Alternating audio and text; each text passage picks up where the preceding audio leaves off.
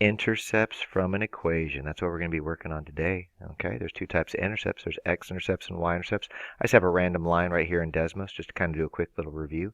This is what we call an x-intercept. This is what we call a y-intercept. Wherever it touches the x-axis, you'll notice the y value is always equal to 0. Wherever it touches the y-axis, the x value is always equal to 0. So that's something you need to know. I'll go ahead and label these. Just this is not our line, okay? But this is what we call a y-intercept, and this is what we call an x-intercept. This is just an example of what an x-intercept and a y-intercept is. So let's go to our problem. Intercepts from an equation. Now, I'll go ahead and write this down, and you might want to write it down as well. We have an x-intercept and a y-intercept. Just remember, your x-intercept, the y value will always be 0. And for a y-intercept, the x value will always equal 0. So here's all I'm going to do. I'm going to solve for the y-intercept. And all I'm going to do is I'm going to plug in a 0 for x. So here we go. Ready? Negative 4 times 0 plus 7 equals 2y minus 3. Well, if I plug in right here for x, if I plug in a 0, I'm going to solve for my y-intercept. So here's what I'm left. Negative 4 times 0 is 0 plus 7 equals 2y minus 3. Add 3 on this side. Add 3 on this side. I get 10 equals 2y. Divide both sides by 2, and you get y equals 5. So my y-intercept is simply at a 0 and a 5. So all I did was plug in a 0 for x and solve for y. So for my x-intercept, I'll switch colors. I'll go orange. Now I'm going to plug in a 0 for my y. So here we go. Negative 4x plus 7 equals 2 times, what number am I going to plug in for y this time? I'm going to plug in a 0 minus 3. So I get negative 4x plus 7 equals negative 3. I'm going to take away a 7 from both sides. And I get, move over a little bit, I get negative 4x, because this zeroes out, that becomes a negative 10, equals negative 10. And when I divide both sides by negative 4, x equals 10 over 4, but that reduces to 5 over 2. The decimal is 2.5. Okay, so I'm going to call this 2.5. You know what? We'll go and do 5 over 2. 5 over 2, 0. All right, so I'll go ahead and type those in and see if we got them right. I'm just going to kind of do this real quick in my head to make sure I did that right there. Plug in a 0. All right, subtract 7, divide both sides by negative 4. Yeah, I'm feeling pretty good here. 0, 5, 5 over 2, 0. So I'll just type in a 0 and a 5 and a 5 over 2 and a 0. Now, if you wanted to, if you didn't feel comfortable that way and you wanted to use a graphing calculator like Desmos, what you would have to do is you'd have to get what's called in slope-intercept form. Okay? So I'm just going to make sure you understand. You would have to get this in slope-intercept form, which is y equals mx plus b. So to do that, you'd have to add 3 to this side. You'd have to add 3 to this side. And all I'm showing you right now is how to get it to slope-intercept form. And then you would have to take everything and divide everything by a 2. So in slope-intercept form, it would be y equals negative 2x plus 5. Okay? So this is the answer in slope-intercept form. So, didn't mean to do that.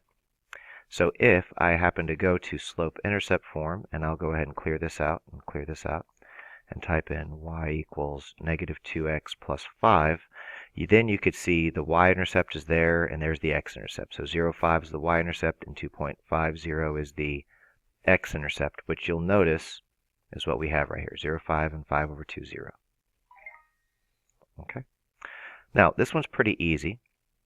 All right, I'll do it by hand, and then we'll just type it into Desmos, and you'll see that you can also use Desmos to find this if it's in y equals form. It says we have an x-intercept and a y-intercept. Well, this is already in slope-intercept form. So you'll probably get one that's already in slope-intercept form. So we already know that this is, we know the slope, which is 11. We know the y-intercept, which is 6. So the y-intercept is just 0, 6.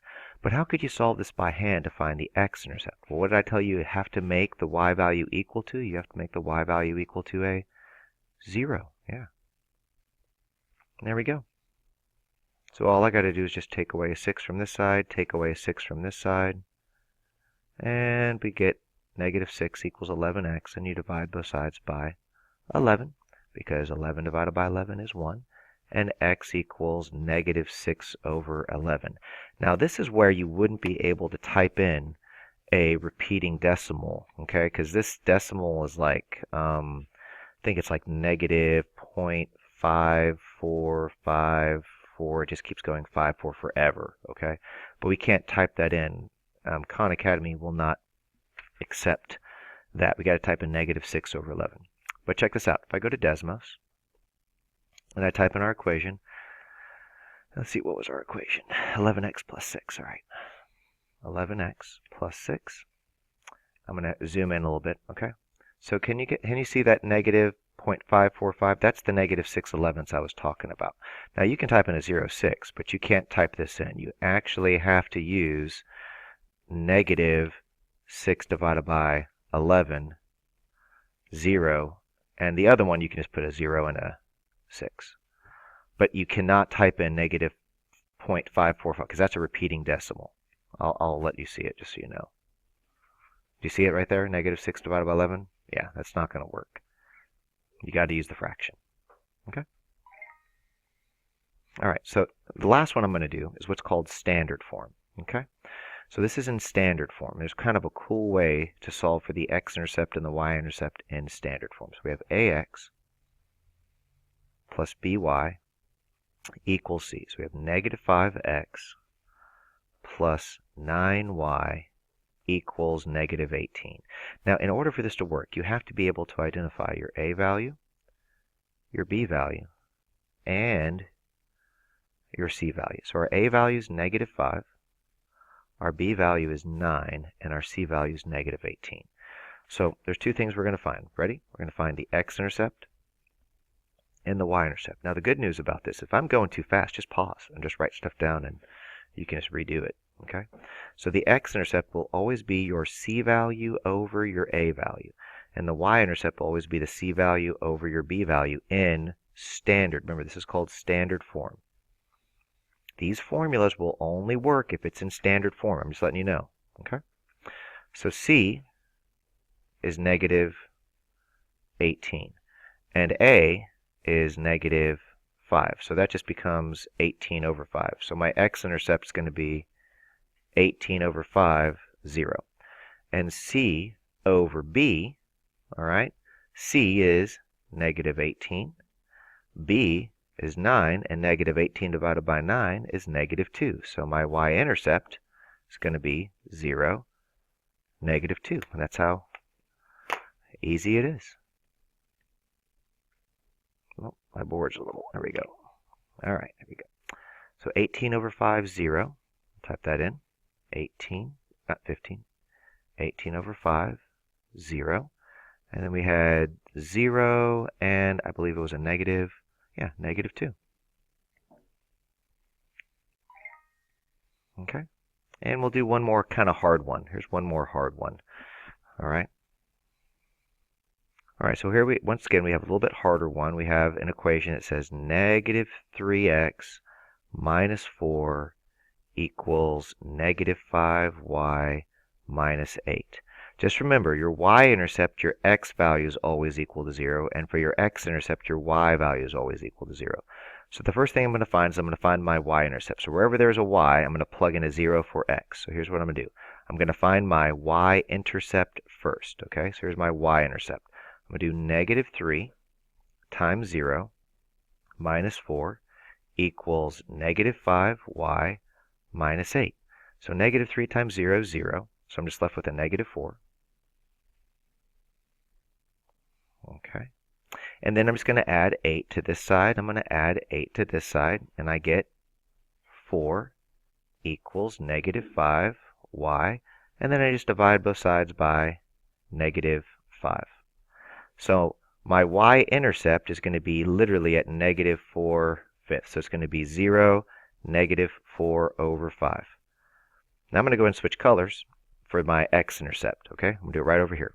So negative 3x minus 4 equals negative 5y, supposed to be y, minus 8. Now this time, what am I saying I'm solving for? I'm solving for my x-intercept. Well, what's my y value for my x-intercept? It's going to be a big fat 0. So I'm just going to write negative 3x minus 4, but wherever I see the y value, what am I going to plug in? I'm going to plug in a 0. So I'm left with negative 3x minus 4 equals, now negative 5 times 0 is 0, and I'm just left with a negative 8. I'm going to add 4 to this side. I'm going to add 4 to this side. Negative 3x equals negative 8 negative 8 plus 4, which is negative 4, and I have to divide both sides by a negative 3, so x equals 4/3. Now this decimal, everybody, is 1.333 repeating. You do not want to type that into the Khan Academy. You will get it wrong, okay? You have to use the fraction 4/3. So once again, what do I have to plug in for my y value, for my x-intercept? I got to plug in a 0, and then I have to solve for x. For the y-intercept, what do I have to do? I got to plug in a 0 for x and solve for y. So what am I going to type in over here? A 4/3 and a 0. There we go. 4/3, 0. So here we go. This was what? A 0 and negative 4/5. And then this was 4/3 and a 0. Okay, you're going to plug in 0 for one, solve for the other. Plug in 0 for one, solve for the other. And that's all you got to do. Okay?